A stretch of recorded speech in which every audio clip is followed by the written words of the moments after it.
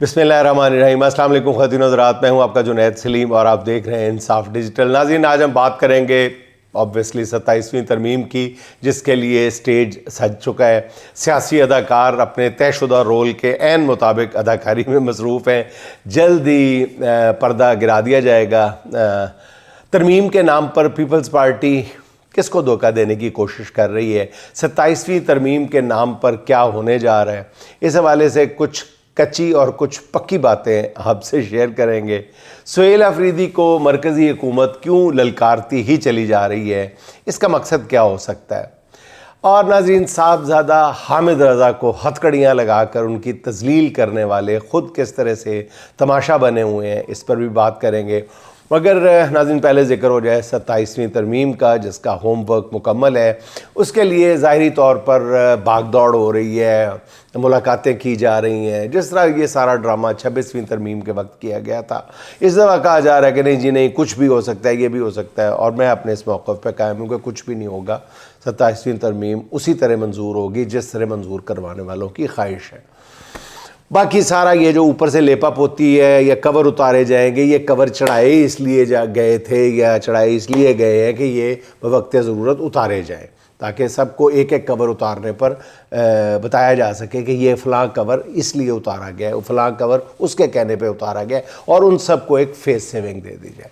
अमली तौर पे हुक्मरान जानते हैं कि उनके लिए सतह खैरा नहीं है, कहीं ना कहीं प्रॉब्लम्स मौजूद है। मगर एक सवाल दिल में उठता है कि 27वीं तरमीम की ज़रूरत ही क्यों महसूस हुई है? नाज़रीन, सियासी निज़ाम फार्म 47 के शिकंजे में कसा जा चुका है। इस वक्त जो भी पियामन भाता है उसे इक़्तिदार के हैंगर में लटका दिया जाता है। इक़्तिदार की कशिश में ऐसे ऐसे लोगों ने अपने नज़रियात को 3 तलाक़ें दी हैं कि यकीन नहीं आता कि ये भी इस अंदाज़ में इक़्तिदार को प्यारे हो गए। तो फिर सवाल ये है कि आइन में मज़ीद तरमीम की ज़रूरत ही क्यों पड़ गई है? अदलिया के साथ जो कुछ हुआ उसे और कितनी बार दोहराएंगे? कोई कहता है जी अदलिया बेतौकीर हो गई है, मगर बेतौकीरी लफ्ज़ तो उस शर्मिंदगी का अहाता कर ही नहीं सकता नाजरीन, जिस फना के रास्ते पे अदलिया चल निकली है। झूठे रूप के दर्शन करने हो तो अपनी अदालतों का एक चक्कर लगाएं। जब अदालतों में चाबी वाले खिलौने बिठा दिए जाएं तो फिर किसी इस तरह की तरमीम की ज़रूरत ही क्या है? ताबेदार मुनसिफ़ों की मौजूदगी में हुक्मरानों की कौन सी ऐसी ख्वाहिश है जो खलश बन जाए? इख्तियारात का ऐसा इर्तिकाज़ और अंधाधुंध इस्तेमाल ना पहले कभी देखा था ना सुना। मिजाज यार में आने वाला हर काम तो पहले ही हो रहा है। फिर ऐसा कौन सा इख्तियार है नाजरीन जिसे हासिल करने के लिए 27वीं तरमीम लाई जा रही है? शायद हमारे हुक्मरान मर्द को औरत और औरत को मर्द बनाने के इख्तियारात चाहते हैं, या जैसे मैंने पहले अर्ज़ किया था कि रूह कब्ज़ करने के इख्तियारात चाहते हैं। शायद कुन फयकून की ताकतें उन्हें इस जहान में दरकार है। सवाल मतलब बहुत सारे सवाल पैदा होते हैं। जब सब इख्तियार मौजूद है तो फिर मज़ीद इख्तियार किसके लिए, क्यों? अगर सोच यही है ना हजूर वाला कि सारा कुछ करना है, तो हजूर अल्लाह का वास्ता ये जाने कब्ज़ करने वाला इख्तियार जो है ना, इस तरफ ना चले। खुदारा ज़मीन पर ही चले, आसमानों में उड़ने की कोशिशें ना करें। मैं बार बार नून लीग के जो बड़े हैं ना, उनके सामने हाथ जोड़ के कहता हूँ, जिस तकब्बुर के साथ टीवी पे आके आपके नुमाइंदे आके बात करते हैं रऊनत के साथ, खुदा के लिए थोड़ा सा हाथ हल्का रखें। याद रखें, तकब्बुर जो है वो अल्लाह की चादर है। जो इस इलाके में दाखिल होने की कोशिश करता है, अल्लाह ऐसों की गर्दनें शानों पर नहीं रहने देता। तारीख़ बार बार ये सबक दोहराती है, मगर सीखता कोई नहीं। नाज़रीन, 27वीं तरमीम पर सब कुछ उसी स्क्रिप्ट के मुताबिक हो रहा है जिसका इस खाकसार ने चंद रोज़ पहले पूरी सराहत के साथ जिक्र कर दिया था। पीपल्स पार्टी की क़यादत स्क्रिप्ट के ऐन मुताबिक लफ्ज़ बलफ्ज़ अदाकारी कर रही है और खूब कर रही है, बल्कि अब तो ओवर एक्टिंग करने लगी है थोड़ी सी। बिलावल भुट्टो ने तवक्को के ऐन मुताबिक NFC अवार्ड में तब्दीली की खुलकर मुखालफत की और इस खेल में पार्टी की सेंट्रल एग्जीक्यूटिव कमेटी को अपना हमनवा बना लिया। जैसे का ये मतलब शो जैसे ऐसे किया जा रहा है कि जैसे वहाँ पे बिलावल भुट्टो से बड़े सख्त सवाल किए जाते हैं, जरदारी साहब को गिरबान से पकड़ लिया जाता है और नहीं जी हमने नहीं किया। किन्ने केड़ियाँ गल्लां कर रहे हो? कौम पागल है। कौम पिछले 30-40 साल से आप लोगों को देख रही है यार। केड़ी सेंट्रल एग्जीक्यूटिव कमेटी, और अपना मतलब ये कर लिया, उनको मना लिया गया। सेंट्रल एग्जीक्यूटिव कमेटी में बहस हुई, ये हुई वो हुई, उन्होंने आप नहीं पता انہوں نے آپ کو کیا بتانا ہے؟ سینٹرل ایگزیکٹو کمیٹی کو کیا بتانا ہے؟ کئی باتوں کا ان کو خود نہیں پتا اس ترمیم کی. میں حلفاً آپ کو بتا رہا ہوں نہیں پتا. قیادت کو خود نہیں پتا. قیادت کو صرف یہ پتا ہے کہ سندھ کے جو پیسے آنے ہیں وہ آتے رہیں گے بس. سندھ کو جو پیسے ملنے ہیں یا سندھ کو ملنے ہیں یا ان کو ملنے ہیں. اور پوری پیپلز پارٹی کورس میں گا رہی ہے کہ جی 18ویں ترمیم ہمارا پرائیڈ ہے, ہماری ریڈ لائن ہے, اس پر آنچ نہیں آنے دیں گے. وہ آنچ آپ پہلے ہی اس کا کر چکے ہیں, کوئی آنچ وانچ نہیں آنے دینی. جس کو آپ 18ویں آنچ ریڈ لائن کہنا ہے وہ پہلی ریڈ لائن محفوظ ہونے کی گارنٹی دی جا چکی ہے, اس کو نہیں کچھ کہنا. وہی چھلکا شروع میں کہہ رہا ہوں نا, کور اتارنے والی بات ہے, وہ ان کے لیے یہ کور رکھا ہوا ہے پیپلز پارٹی کے لیے. اب پیپلز پارٹی رہنما 18ویں ترمیم کو بنیاد بنا کر جو ڈائلاگ بازی کر رہے ہیں نا, یہ سب رائٹر نے مصنف نے لکھ کر دیے ہوئے ہیں. اسے مطلب پیپلز پارٹی کو جذبات کے یہ صرف یہ تھا, اس کا مقصد یہ تھا کہ جی پیپلز پارٹی کے جذبات کو موقع دیا جا سکے, اظہار کا موقع دیا جا سکے. وہ یہ کہنے کے قابل ہو جائیں کہ انہوں نے 27ویں ترمیم پہ جی صوبائی خود مختاری پہ آنچ نہیں آنے دی تھی. میں بار بار اس کو مثال دیتا ہوں, جو 26ویں ترمیم ہے مولانا فضل الرحمان صاحب نے کیا تھا کہ جی میں اگر نہ کرتا تو پتہ نہیں کیا ہو جاتا, میں نے 35 میں سے 26 یہ کر دی وہ کر دی. یہ سیم حال اس وقت پیپلز پارٹی کا, ہم نے یہ بھی نکلوا دیا وہ بھی نکلوا, کچھ بھی نہیں کڑایا تسی, کچھ بھی نہیں کڑایا تسی, تمہیں سب پتہ ہے. خام خواہ پیپلز پارٹی کو صرف اتنی فکر ہے. ناظرین بار بار یہی کہہ رہا ہوں کہ 18ویں ترمیم کے ذریعے وفاق سے جو رقم ملتی ہے وہ کم نہ ہو, وہ کم نہیں ہونی. شروع میں کیا کہا جائے گا, بعد میں وہی ہوگا.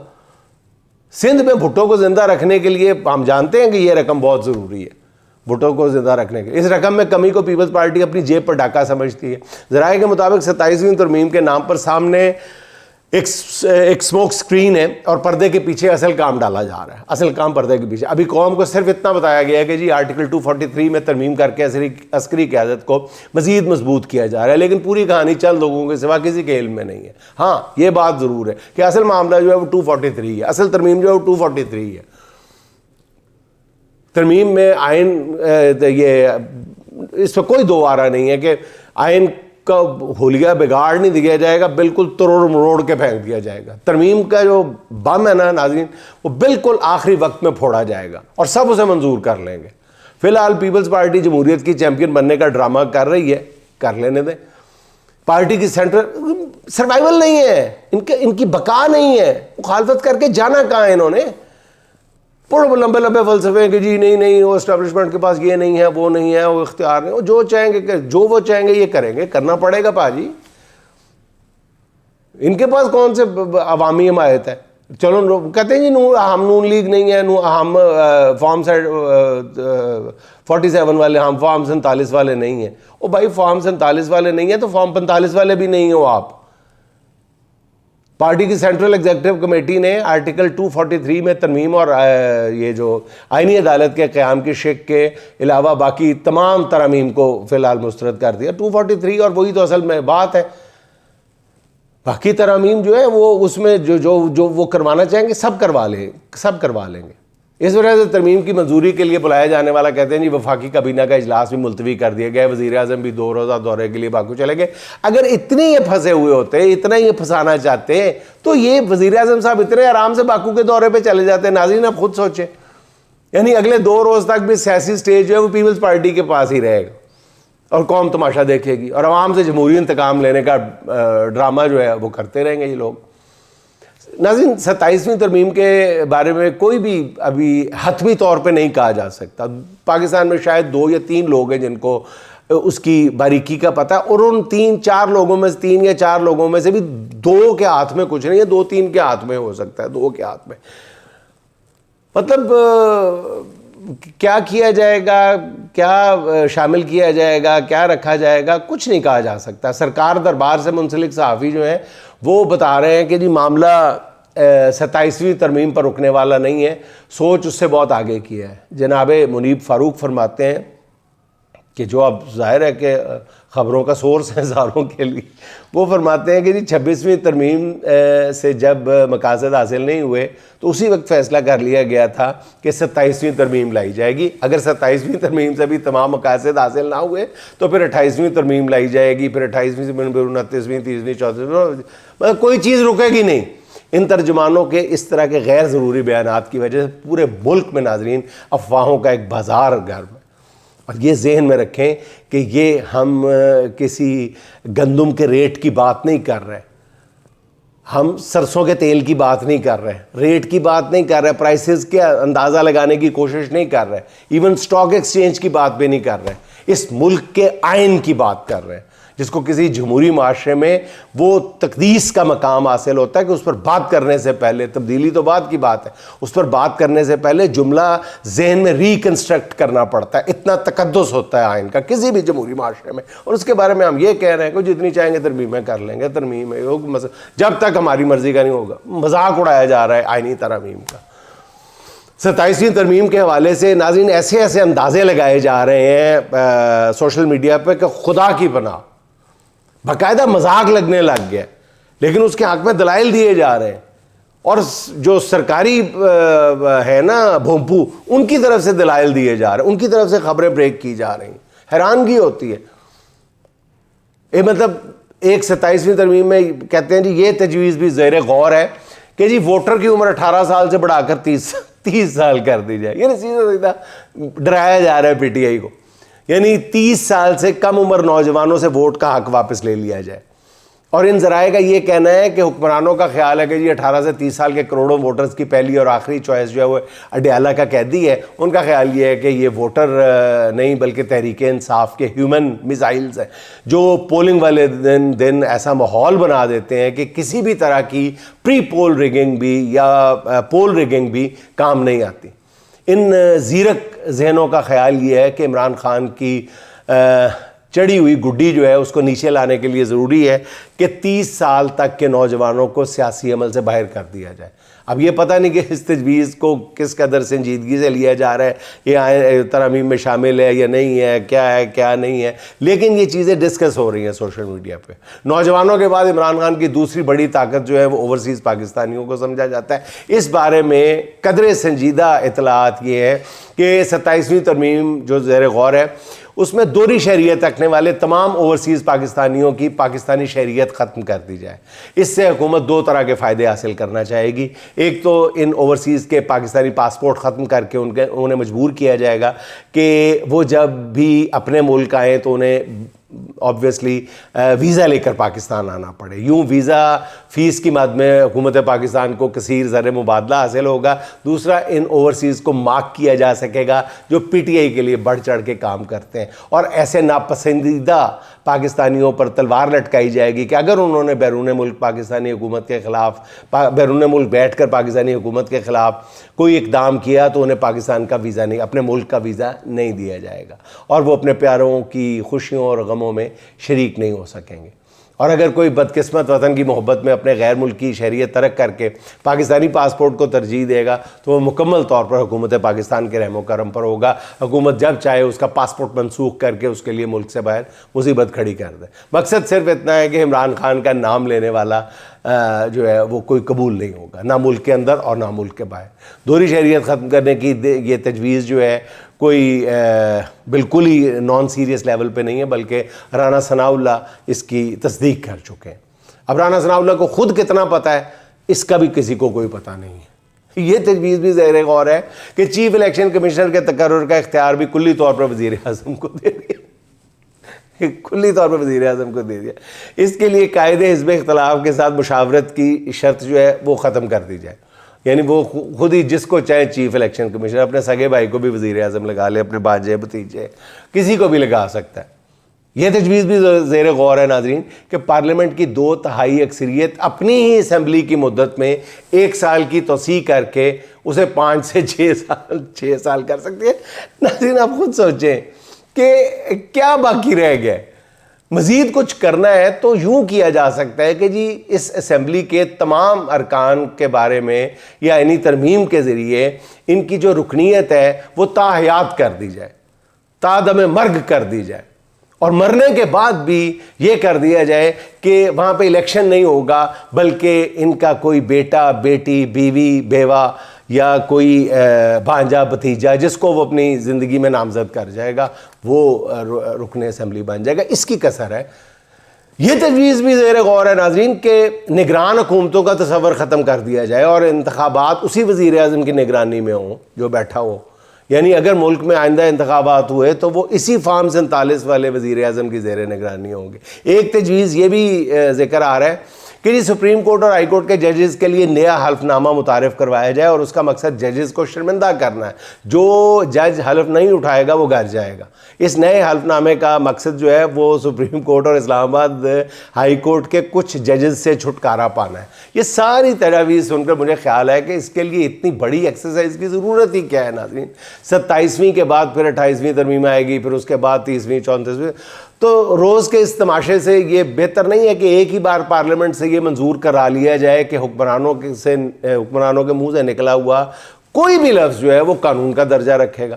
اگر آئین میں درج کسی قانون اور وزیر اعظم کے حکم میں ٹکراؤ ہو جائے تو پھر وزیر اعظم کے دیے ہوئے حکم کو ہی آئین میں درج قانون پر فوقیت دی جائے۔ اس 2 سے 3 ترمیم کو پارلیمنٹ سے منظور کرا لیں، اور ہر 6 ماہ بعد ارکان پارلیمنٹ کے نخرے اٹھانے سے، ان کے مطالبے اور یہ ڈرامہ بازی جو ٹی وی پہ آپ دیکھ رہے ہیں، اس سے بچا جا سکے۔ باقی رہ گیا کہ ترمیم کے ذریعے عمران خان کا جو ہے مکو کیسے ٹھپا جا سکتا ہے، اس کی مقبولیت کو کیسے کم کیا، اس کے لیے بھی لمبی چوڑی دیکھیں۔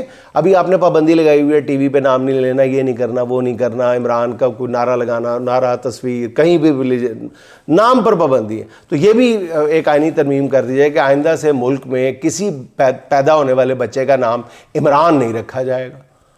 عمران نام رکھنے پہ پابندی لگا دی جائے تاکہ ذہنوں سے نکال دیں، دلوں سے نکال دیں۔ جو مرضی کر کے دیکھنا، جو مرضی کر کے دیکھ لیں، خدا کا واسطہ تھوڑا سا تدبر کریں، تھوڑا سا غور کریں کہ کس راستے پہ ہم چل پڑے، کس راستے پہ ہم چل پڑے۔ اچھا ناظرین، وزیر اعلیٰ کے پی اور وفاق کے درمیان معاملات جو ہیں وہ بھی بگڑتے ہی چلے جا رہے ہیں۔ ترامیم کا جن جو ہے وہ اپنی جگہ، دوسری طرف دیکھیں نا کہ کیسا ہمارا رویہ ہوتا جا رہا ہے۔ عدالتی حکم کے باوجود سہیل آفریدی کو 5ویں بار بھی عمران خان سے ملاقات نہیں کرنے دی گئی جب پرسوں، جس کے بعد سہیل آفریدی نے آبویس ایک سخت پریس کانفرنس کی جس کے بہت سے مدرجات سے اختلاف کرنے کی گنجائش ہے۔ ہر شخص اپنے انداز میں دیکھتا ہے، کئی جملے شاید سخت بول گئے ہوں، جس پر وفاقی حکومت نے غیر معمولی اقدام اٹھاتے ہوئے کے پی ہاؤس پر ریڈ کر دی۔ باقاعدہ رات گئے پولیس اہلکار کے پی ہاؤس پہنچے، وہ سہیل آفریدی اور جنید اکبر کے بارے میں پوچھتے رہے۔ جب انہیں بتایا گیا کہ دونوں جو ہیں وہ کے پی ہاؤس میں موجود نہیں ہیں، جس پر پولیس اہلکار جو ہے وہ وارنٹ گرفتاری کی انہوں نے تعمیل کرائی اور چلے گئے۔ یہ وفاق کی جانب سے کے پی کے وزیر اعلیٰ اور باقی رہنماؤں کو پیغام تھا کہ مفاہمت کا کوئی امکان نہیں، اب تصادم ہوگا۔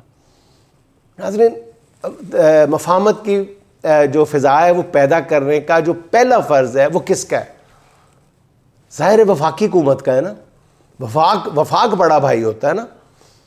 فرض کریں کہ اگر انہوں نے کوئی غلط بات کی ہے تو وفاق کا فرض بنتا ہے نا کہ وہ چھوٹے بھائی کو منائے۔ ساری عمر سے ہم سنتے ہیں ایک تو پنجاب بڑا بھائی، ایک وفاق، پھر ابا ہوا نا۔ وفاق تو ابا ہوا، پھر پنجاب بڑا بھائی ہے تو وفاق تو پھر باپ ہوا نا۔ تو باپ کا فرض بنتا ہے نا کہ اگر وہ کوئی ایسی بات ہو گئی ہے تو وہ پھر سمجھائے۔ کہ یہ سمجھانے کا کون سا طریقہ ہے؟ آدھی رات کے وقت اسلام آباد میں اپنے گھر میں باپ اپنے گھر میں آئے ہوئے بیٹے کو گرفتار کروا دے، ایسے ہی ہے نا۔ مطلب ایک عجیب سی ہے کہ سہیل آفریدی کے اپنے لیڈر سے ملاقات بظاہر ایک معمولی سی بات تھی ناظرین، پہلے دن بھی عرض کیا تھا، مگر حکومت کی بچکانہ ضد نے اسے پہاڑ سے بھی بڑا مسئلہ بنا کے رکھ دیا۔ عجیب سی بات ہے۔ ملاقات سے اس انکار نے ناظرین لہجوں میں ایسی تلخی بھر دی ہے کہ معاملات ہر گزرتے دن کے ساتھ الجھتے چلے جا رہے ہیں۔ اگر اس ضد سے یہ بتانا مقصود ہے کہ حکومت اپنی ضد کی بہت پکی ہے تو بھی مان لیا، اب بہت ضدی ہے، مان لیا۔ فارم 47 کی فتح نے ضدی تو بخشی ہے حکمرانوں کو۔ حضور والا تھوڑی سی عاجزی اختیار کریں، وقت بدلتے دیر نہیں لگتی۔ کل خدا نخواستہ آپ کو جیل کی ہوا کھانا پڑی تو ملاقاتیں روکنا تو دور کی بات، آپ اس دفعہ تو شاید آپ سے ملنے بھی کوئی نہ آئے۔ تھوڑا سا حکمرانوں کو تدبر اور ہوش مندی سے کام لینا چاہیے۔ وفاقی حکومت کا بہت زیادہ فرض بنتا ہے کہ معاملات کو بگڑنے سے بچایا جا سکے۔ معاملات کو بگڑنے کی بات آئی تو میرے ذہن میں یہ منظر گھوم رہا ہے جس طرح سنی اتحاد کونسل کے سربراہ صاحبزادہ حامد رضا کو گرفتار کیا گیا۔ وہ کافی عرصے سے گرفتاری دینے کے بارے میں سوچ رہے تھے. گزشتہ روز وہ پشاور سے یہ اعلان کر کے نکلے تھے کہ وہ فیصل آباد گرفتاری دینے جا رہے ہیں, مگر جیسے ہی وہ پشاور سے اسلام آباد کے حدود میں داخل ہوئے تو انہیں ایک ناکے پہ روک کے گرفتار کر لیا گیا. چلے مان لیا گرفتار کیا, انہیں رات بھر حوالات میں رکھا گیا. آج دن کے وقت انہیں اسلام آباد کچہری میں انتہائی حد تک امیز انداز میں پیش کیا گیا. کیا مقصد ہے ان کی توہین کر کے سر عام؟ صاحبزادہ حامد رضا کو ہتھ کڑیاں لگا کر کچہری کے احاطے میں کھڑا کر دیا گیا, جیسے اللہ معاف کرے کسی چور یا جیب کترے کو کھڑا کیا جاتا. یعنی آپ نے ان کے, وہ صرف ایم این اے نہیں ہے, وہ ایک جماعت کے سربراہ نہیں ہے. خدا کے لیے دیکھیں ان کی بیک گراؤنڈ, ان کی فیملی بیک گراؤنڈ دیکھیں. ان کے پیروکاروں کی تعداد اتنی بڑی ہے, خدا نہ خواستہ کوئی بھی اشتعال میں آ سکتا ہے وہ مناظر دیکھ کے. صرف ہتھ کڑیاں لگا کے ان کو کھڑا کیا گیا ہے تاکہ ان کا تماشا بنایا جا سکے. پولیس اہلکار انہیں کچہری کے بخشی خانے میں بھی بٹھا سکتے تھے نا, مگر انہیں کچہری کے باہر ہتھ کڑیاں لگا کر جان بوجھ کے صرف ان کی تذلیل کرنے کے لیے کھڑا رکھا گیا. صاحبزادہ حامد رضا نے الیکشن میں راجہ ریاض کے بیٹے اور نون لیگی امیدوار کو, ناظرین میرا خیال کوئی 35-40 ہزار ووٹوں کی لیڈ سے ہرایا ہوا ہے. تمام تر دھاندلی کے باوجود انہیں 9 مئی کے بوگس کیس میں پہلے سزا سنائی گئی, پھر انہیں قومی اسمبلی کی نشست سے نااہل کیا گیا. مانا کہ طاقت جو ہے وہ منہ زور ہوتی ہے, مگر اخلاقیات بھی کوئی چیز ہوتی ہے. ہم سب نے یہیں رہنا ہے. یہ وقت کی بڑی ظالم چیز ہے, یہ گزرتی ہی گزرتی ہے, اس نے گزرنا ہی گزرنا ہے, کسی کے پاس نہیں رہے گی. ہم دن رات باتیں ایک دوسرے کے ساتھ کرتے ہیں کہ جی طاقت نہیں رہتی اور سدا وقت ایک سا نہیں رہتا, لیکن اس کو سمجھتے نہیں ہیں. ذکر ضرور کرتے ہیں, دل سے یہاں سے نہیں سمجھتے, یہاں سے کہہ ضرور دیتے ہیں, یہاں سے نہیں سمجھتے. اب ناظرین صاحبزادہ حامد رضا کا تعارف صرف یہ میں نے عرض کیا کہ یہ نہیں ہے کہ وہ سیاستدان ہیں اور انہوں نے عمران خان سے وفا نبھائی ہے, نہ صرف وہ ایک بہت ہی معروف, بہت ہی رسپیکٹیبل مذہبی گھرانے کے فرزند بھی ہیں. ان کے والد صاحبزادہ فضل کریم بھی رکن پارلیمنٹ رہے. ان کے دادا مولانا سردار احمد بہت بڑے عالم دین تھے اور انہیں اپنے دور کا محدث اعظم کہا جاتا تھا. صاحبزادہ حامد رضا کی اس طرح تذلیل کرنے والے اپنے لیے کچھ اچھا نہیں کر رہے. یہ تذلیل ملٹی پلائی ہوتی رہے گی, اور آج کے حکمرانوں کو خواہ ان کا تعلق نون لیگ سے, پیپلز پارٹی سے, جس جماعت سے بھی ہے, آج کے حکمرانوں کو اس اندھی طاقت کا حساب کل کلاں ضرور دینا پڑے گا. اچھا ناظرین, اپنے گزشتہ سے پیوستہ ویلاگ کے دوران میں نے کہا تھا کہ مشال یوسفزئی نے جیل میں عمران خان سے ملاقات کی ہے, جہاں عمران خان نے ان کی کافی سرزنش کی ہے اور انہیں پارٹی میں کسی لیڈر کے خلاف بیان بازی کرنے پر وارننگ دی ہے. میری اس خبر کا سورس تو کئی بار کا آزمایا ہوا ہے, مگر اس پر مشال یوسفزئی صاحبہ نے اپنا موقف دیا ہے مجھے. انہوں نے کہا کہ جی عمران خان سے جیل میں تو ان کی ملاقات ہی نہیں ہوئی, وہ جیل گئی نہیں اور اس دن, اور نہ ہی انہیں کوئی وارننگ دی گئی ہے. تو صحافتی اصولوں کے مطابق میں نے ضروری سمجھا کہ مشال یوسفزئی صاحبہ کا موقف بھی منوعاً اپنے ناظرین کے سامنے رکھ دیا جائے. ہمارا ناظرین کبھی بھی میرا یہ اختلافات کے حوالے سے کبھی بھی مقصد جو ہے مرچ مسالہ لگانا نہیں رہا, کبھی بھی. بہت ساری خبریں ہوتی ہیں اور ان شخصیت کے بارے میں بھی ہے, لیکن ان کا ذکر میں مناسب کبھی بھی نہیں سمجھتا. اس دن بھی میں نے ایک خاص پرسپیکٹیو میں خبر دی تھی, جن کا انہوں نے یہ, اگر ان کی بات درست ہے تو میں معذرت چاہتا ہوں کہ وہ اس دن جیل میں گئی نہیں ہے, تو پھر یہ براہ راست پھر کسی کے ذریعے یہ آئی ہوگی خبر, ڈائریکٹلی ان سے مخاطب ہو کے عمران خان نے کچھ نہیں کہا. تو مشال یوسفزئی سے میں نے کہا نا کوئی مخاصمت کیسے پیدا ہو سکتی ہے. بہرحال سچ کی خاصیت ناظرین یہ ہے کہ اسے وقتی طور پہ تو دبایا جا سکتا ہے, مگر اسے ہمیشہ کے لیے چھپایا بہرحال نہیں جا سکتا. ناظرین آخر میں شہزاد نیر کے 2-4 اشعار آپ کی خدمت میں. جو بولتے رہتے تھے وہ خاموش کھڑے ہیں, جو بولتے رہتے تھے وہ خاموش کھڑے ہیں, اس دور میں حق گوئی کے تاوان بڑے ہیں. سچ داخل زندہ ہے دریدہ ہے قبا بھی, اور جھوٹ کی پوشاک پہ 100 موتی جڑے ہیں. کچھ صاف ضمیروں کو یہ پیغام ملا ہے, کچھ صاف ضمیروں کو یہ پیغام ملا ہے, گمنام اسیری کے حوالات کڑے ہیں. خلقت کی دہائی بغاوت کی گھڑی ہے, عہدوں کے پجاری کے اطاعت میں پڑے ہیں. مت نام بھی لو ان کا غلامی نہ کریں جو, منظر سے ہٹاؤ جو سر اٹھائے کھڑے ہیں. وہ بولتے جائیں جو میرے حکم سے بولیں، ان سب کی زباں کھینچ لو جو سچ پہ اڑے ہیں۔ دن رات کی رسوائی اثر کچھ بھی نہیں ہے، جو لوگ تیرے ساتھ ہیں سب چکنے گھڑے ہیں۔ جمہور کی یلغار سے بچ پائے نہ کوئی، اس بار نئے جوش سے طوفان چڑھے ہیں، اس بار نئے جوش سے طوفان چڑھے ہیں۔ ناظرین خوش رہیں، خوش رکھیں، آپ سے ملاقات ہوگی انشاءاللہ اگلے ولاگ میں۔ اللہ حافظ۔